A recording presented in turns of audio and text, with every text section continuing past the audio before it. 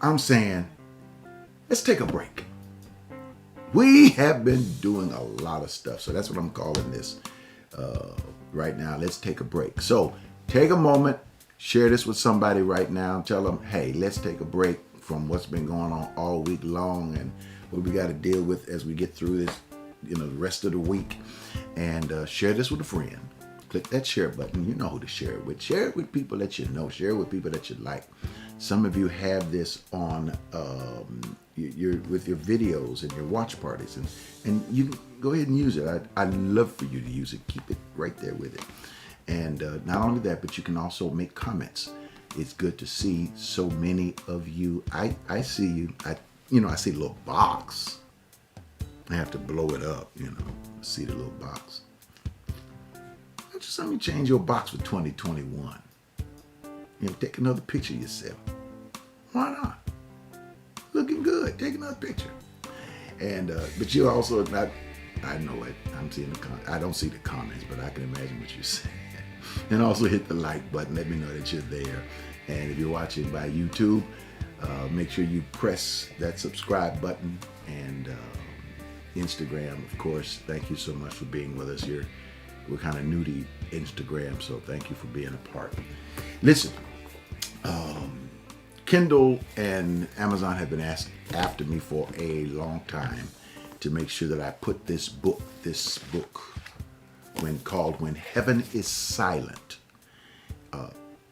They want it on a Kindle version. They want it as an ebook. And I have been putting it off. Well, finally, I haven't put it off. And it is now on Amazon.com. Actually, it'll be released February 1st. It is right now. You can pre-order it and do it. Please do it. It'll help a whole lot. So that way, when February 1st comes in, bling, it'll click right into your box. And what's different about this, as a matter of fact, one of the things from When Heaven is Silent, I deal with how do you handle unanswered prayers? What happens when unanswered prayers causes your faith to falter? And I deal with a concept of faith. I got 3 little circles in there where it's like coming out of the womb into the world. And we don't realize while we're in the little tiny baby inside of the womb, and our little feet that are growing, and little hands that are growing, and the heart and the brain and everything, we don't realize it, that all of that's growing to help us live into this brand new world. Everything is like that spiritually. We find ourselves sometimes in small worlds spiritually, mentally, emotionally, education-wise, and we don't, and we're trying to outgrow that world. And what happens is when we outgrow that world, we're birthed into a brand new world. We don't know what's going on, but really what has happened is that we've been taken into a new world called opportunity. That's what you'll find in When Heaven is Silent, things like that. And I write them in such a way that you'll be able to click through the entire book and find the subtitles that you want to read. So it's not like you got to read the whole book all the way through. No, you'll be able to find all the little subtitles that say, hey, I want to read about that. It might be a page there or a paragraph there, but this is the way I took the time and redid all of those things. So it's there for you. Buy it, get it. I think it's only about $9 or something. And you can pre-order it and put it there. All right, put it on your Kindle list. Read it. Then you can give me a review after February 1st. All right. I wanted to take a break while we're in 2021, because we have gone through a lot of junk. I mean, a bunch of stuff. The year, the name of the year that will not be named. You know what it is with the 20 in it. I mean, just stuff just happening. And then here we are as we go into 2021. I knew as we go into 2021, there's going to be some things We're not done yet. We're having to. Life is never completely done. There are going to be things that are going to challenge you all through life. But we're finding our world is transitioning. People are moving on. People are going and transitioning to that next place, to that next world. You got a vaccine out, but everybody's not been able to get it. Last time we've talked, there's been insurrection and people in the Capitol and all of these different things that have been happening. And I just thought, for a while, let's just take a break and let's talk about some of the things. I'm wondering what you want to talk about, and you can type those things in, and I'll make sure that I'll bring it up next week, and certainly we'll love to talk about some of the things you want to talk about. Study some of the things you want to study. Go into some of the things that you want to go into, and but one of the things that I brought up in this past Sensational Sunday was it came out of Genesis chapter 1. And as you go to that first chapter all the way down, 1, verse 1, 2, 3, 4, it opens up with, in the beginning God created the heavens and the earth. And verse 2 goes, and the earth was without form, and it was dark, and it was chaotic. And verse 3 goes, and God said, let there be light, and there was light. And verse 4 and 5, it goes into, God said, let there be a firmament and things of that sort. And we don't really understand, firmament and things of that. So you have to understand how they saw the world. People who wrote the Bible based on their understanding of the world at that time. Especially when we're looking at the Jewish Bible, the Torah, the Pentateuch. That's how people thought. So you have to try to get into how people thought during that particular time. You're talking about, you're talking probably about almost 4,000 years ago, at least 3,000. And when you start dealing with Genesis and that what we call the Old Testament, it was more than people say. It was written by Moses, but then you'll see parts in the scripture where it says, and even this city stands even to this, after Moses, to this day. So you realize that maybe Moses didn't quite write that. Maybe he might have dictated a few things and the people wrote it down as if it was Moses. We understand how the scriptures are written. The New Testament, of course, you're looking at about at least 2,000 years old. And when we look at the culture of those people at that particular time, they wrote different. The New Testament was written by, now listen to this, Matthew, Mark, Luke, John. They were called evangelists. That's right. If you look at the first parts of those books and the beginning of those books, you'll notice that many of them are called Matthew, Mark, Luke, John, the evangelists. They were evangelists. They were not CNN anchors. They didn't work for Fox. They didn't work for ABC or NBC. Their job was not to report the news. Whether you know it or not, the news is a lot different now than it was with Walter Cronkite. During that particular time, they just, here's the news and just the news, and they gave you the factual report. As a matter of fact, they would not even report the news unless they had second and third levels of finding out whether this was a fact, whether this was true. There were news anchors that went beyond that and tried to scoop it and and report the news before they were able to backtrack it, and got fired back during those times of Walter Cronkite and things of that sort, Dan Rather and all those people at that particular time. But then later on, you start getting what is called opinionated news. When you start getting into cable news, CNN, you're looking at opinionated news. There's nothing wrong with it. It's that what happens is, as the newscasters say certain things, they will oftentimes give their opinions or say how they feel about it. And then they will bring on guests that will, 2 or 3 guests in that particular segment, that will give their opinion about it, which is why you can turn on CNN and turn on Fox.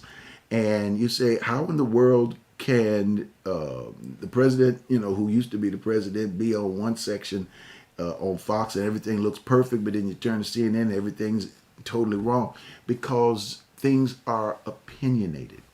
Well, 2,000 years ago, the Gospels were written by what they call the evangelists. And they were not necessarily Matthew himself or Luke. Well, actually, Luke was, or Mark himself or John himself, but they were written by the Matthew Corporation or the John Corporation. Luke, who was one of the contemporaries at that particular time, was also a student of the Apostle Paul and wrote. In other words, that's why when you go through the book of Acts, it's called Acts of the Apostles. It stops about at the 9th chapter, 7th or 8th chapter, and you don't hear any more about Peter, James, and John, any of those apostles. The rest of it is about the Apostle Paul, because the rest of it is not just the Acts of the Apostle, but the Acts of Paul, because Paul was a mentor of Luke. These Gospels were not written until, like we said, early in 50 or 60, some 30 years after Christ left the planet. John, of course, we've heard me say it, 100, maybe 80 to 100 years after Christ left the planet. They were not discovered in some cases until the 1st century. So what we got, there are no original manuscripts. Nope, no originals.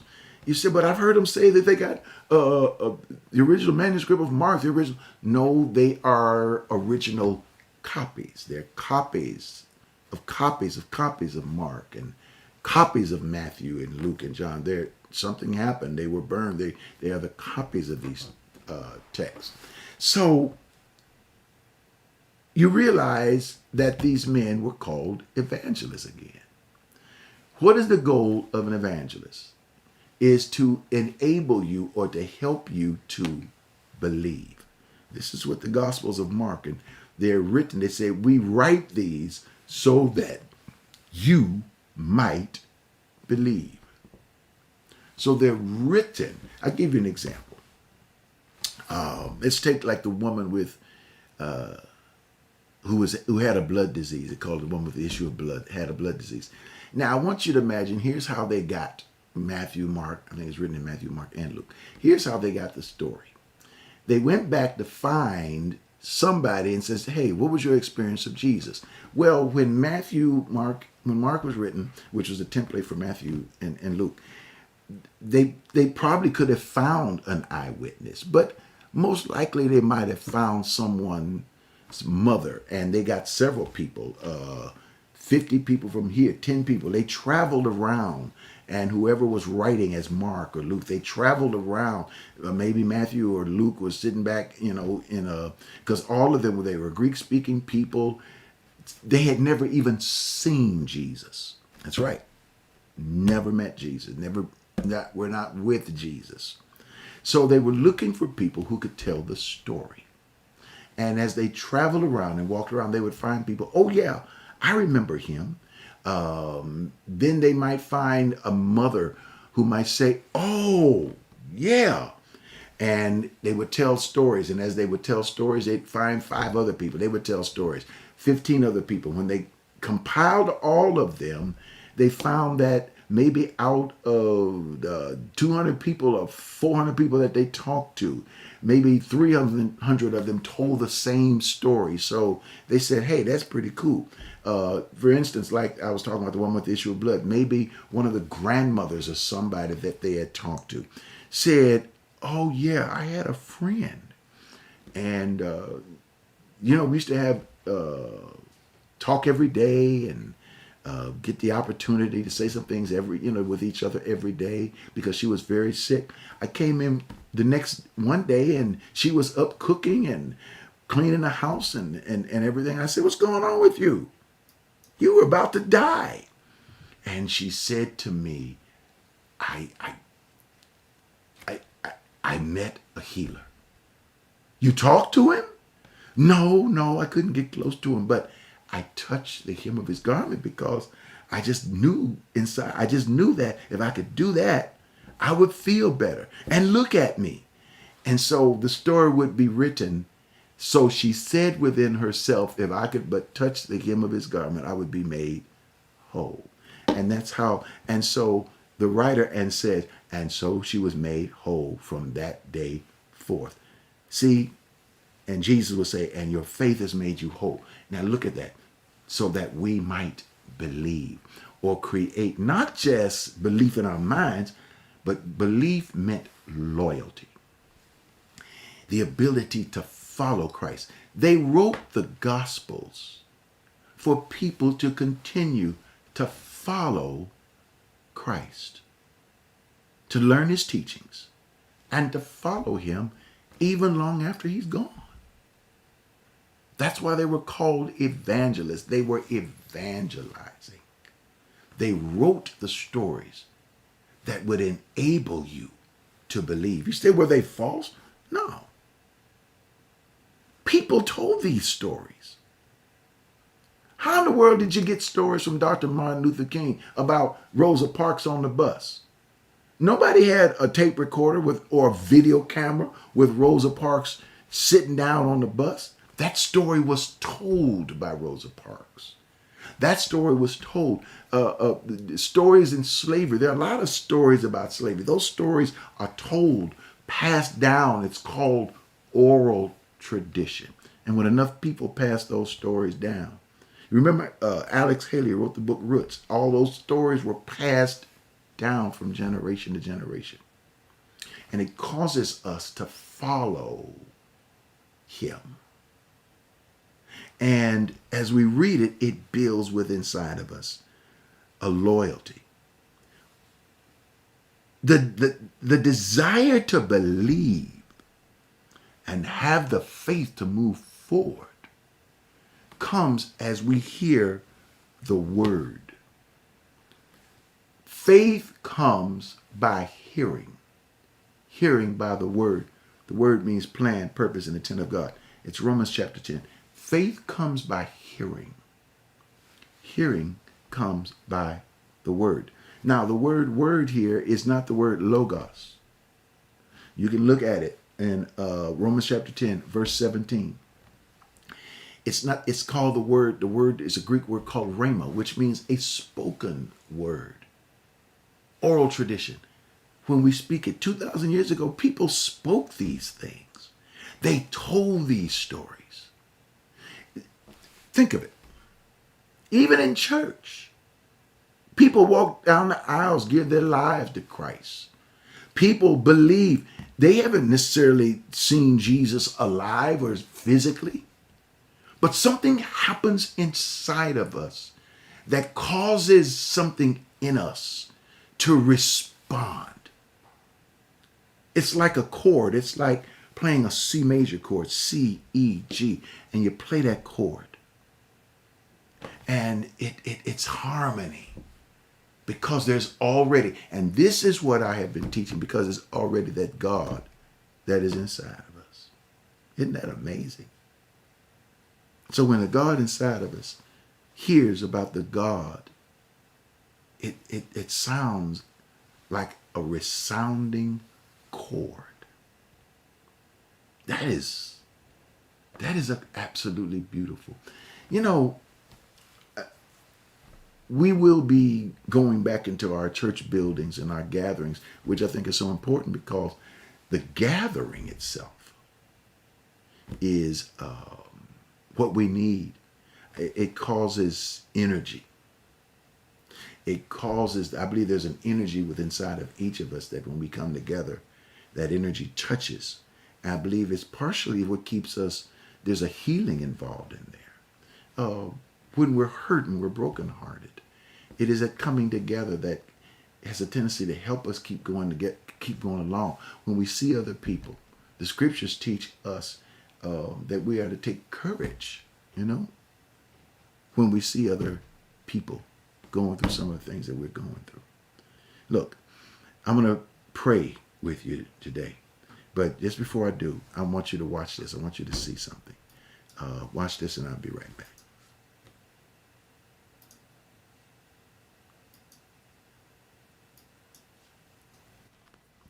Hey, this is Dr. Ed. We've been on this journey for over 40 years. Some have been there with us for almost 40. Some have just started this journey with us.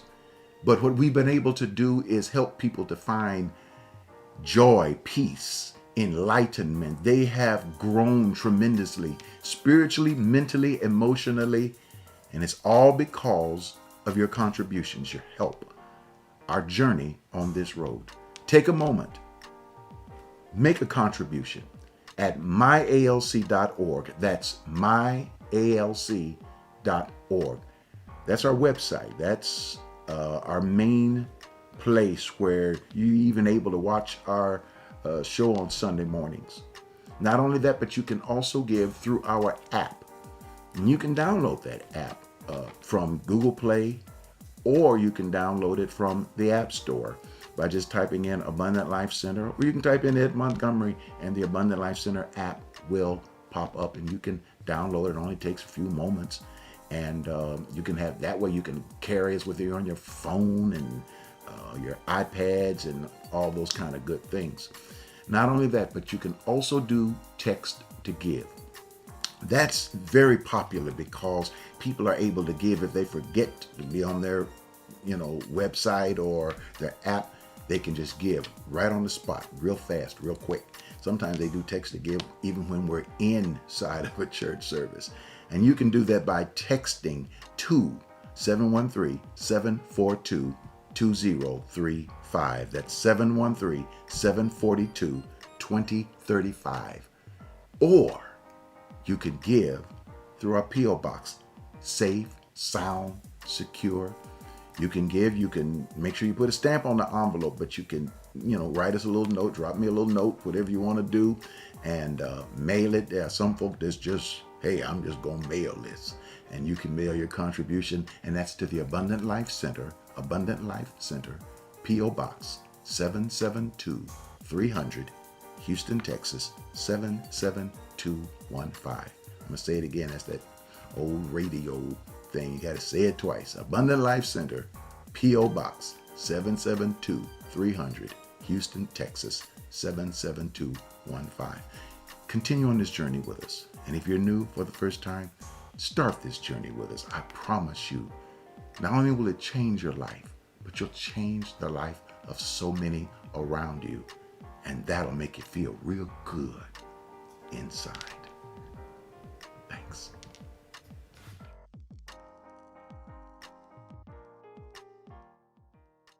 For everything you do. I really appreciate all that you do.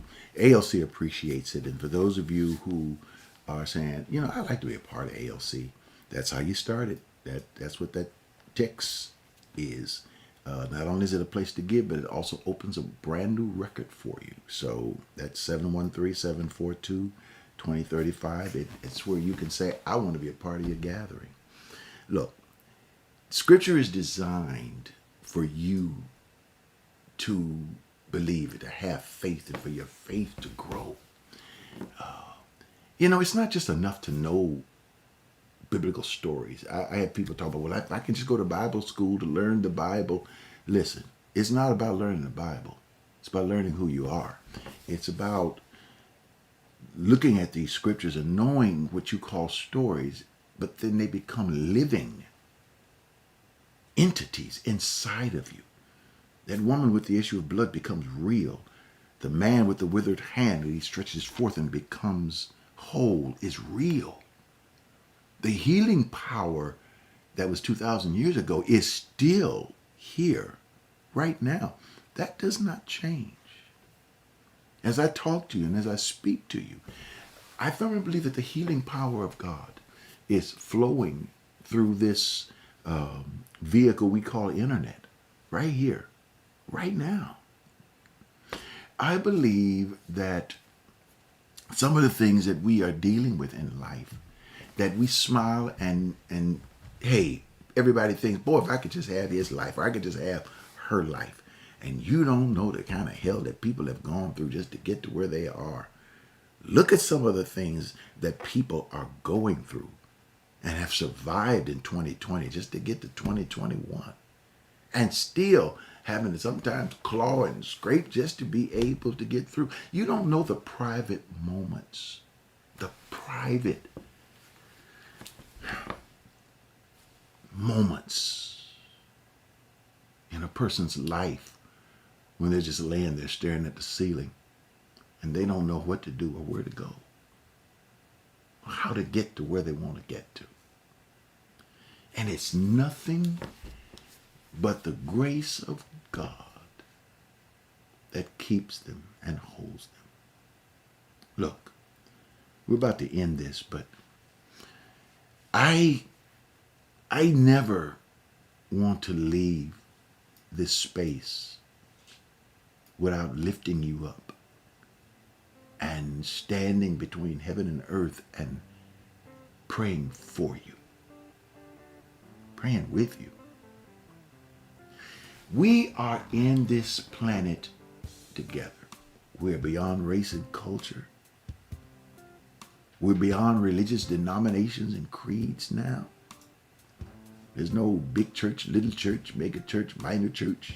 There's none of that right now. It's just us. It's just me holding your hand and you holding my hand. Look, I have not seen the tears that you may have cried privately, but I can only imagine. I've cried some too. But I say to you that whatever the pain, whatever the hurt, I pray that the power and the Spirit and the love and the compassion of Christ, that you land in His arms. And remember that you've never left His hand, ever. You may have felt alone, but you've never been alone. He's been there. We've been there. I've been there. We may not see each other physically, but I know that you're there, and that knowledge makes a huge difference. Look, our time is up. This is just a break. Thank you for taking this break with me. And we'll see you next week. We'll have a midweek break next week. And we'll be able to just talk with each other. One-on-one. Mano-y-mano. Okay? I shall not die, but live to declare the works of the Lord. For He has come, that we might have life and have it more abundantly. Thank you so much. See you next time.